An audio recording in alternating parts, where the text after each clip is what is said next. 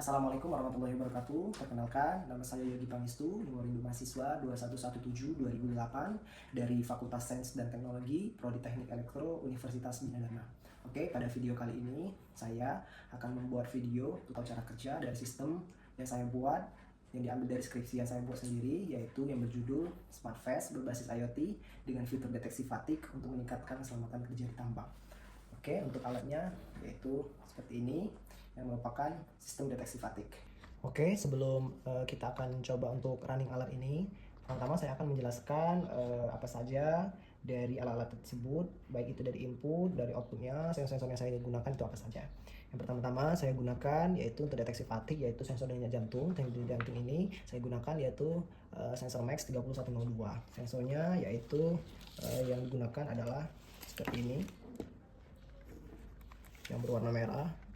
Ini adalah sensornya, dan ini adalah alat yang digunakan untuk mendeteksi denyut jantungnya. Yang kedua yaitu ada sensor suhu. Sensor suhu ini yang digunakan untuk mendeteksi suhu dari lingkungan sekitar, yaitu DHT22. Lalu di sini saya gunakan baterai. Baterai ini sebagai inputan dari alat saya agar bisa beroperasi dengan normal ketika digunakan. Ini baterainya. Lalu yang tidak penting yaitu sebagai otak dari semuanya, yaitu microcontroller ESP32. ESP32 yang saya gunakan yaitu di sini adalah versi WiFi. Lalu outputnya di sini saya gunakan ada modul GPS. GPS yang saya gunakan GPS Neo 6M. Ini ada GPS Neo 6M.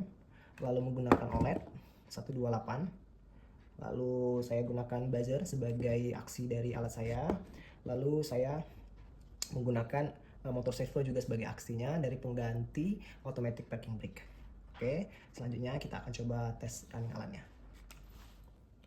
Oke, lanjut kita ke cara kerja alat, yaitu yang pertama sistem dinyalakan, yaitu menggunakan push button ini. Push button ini digunakan untuk menghidupkan baterai yang ada di dalamnya, atau bisa menggunakan inputan dari sebuah USB yang dari ESP32 ke laptop.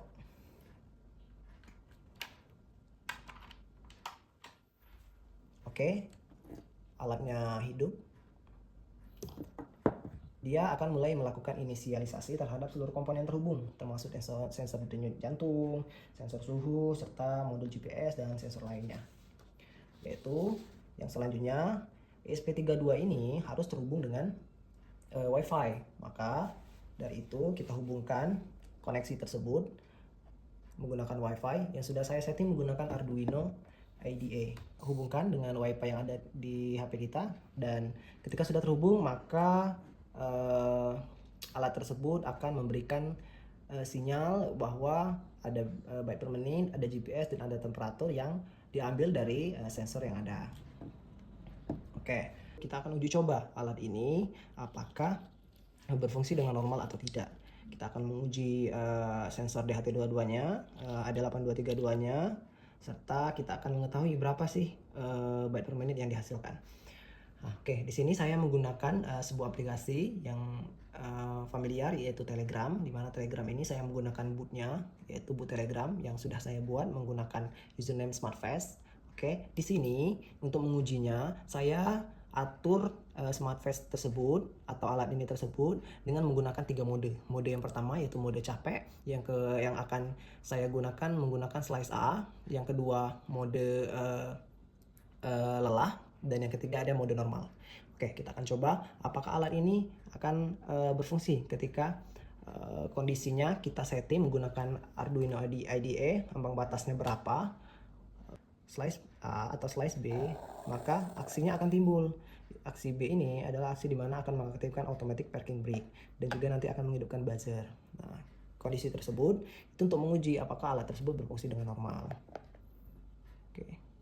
Pengujiannya jika menggunakan secara langsung di lapangan, maka akan menggunakan sensor yang terhubung dengan Max 3102 itu langsung ke badannya si pengguna. Maka dari itu, untuk mengujikannya saya menggunakan aplikasi dari bot Telegram yang sudah saya setting untuk di video ini. Namun untuk secara real di lapangan, ini cuma ditempelkan ke pengguna, lalu pengguna akan mendeteksi ini sudah kita masuk mode mana, apa dia sudah masuk ke dalam kondisi lelah berat, lelah ringan, atau kondisi normal.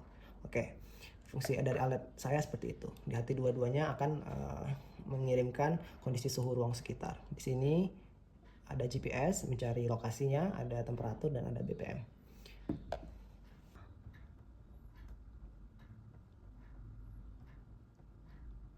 Oke. Seluruh kegiatan ini atau serial process system ini akan melakukan proses berulang, di mana jika kondisi tubuh yang dibaca masih dalam normal, maka sensor hanya akan monitor saja. Namun bila tidak kondisi dalam normal, maka sistem akan membaca, akan melebihi batas keterangan dan akan mengaktifkan peringatan darurat yaitu buzzer. Lalu, jika salah satu deteksi penurunan, maka sistem akan menghidupkan buzzer lalu mengaktifkan aktivator. Oke, terima kasih. Mungkin itu saja yang dapat saya sampaikan dari alat yang saya buat. Assalamualaikum warahmatullahi wabarakatuh.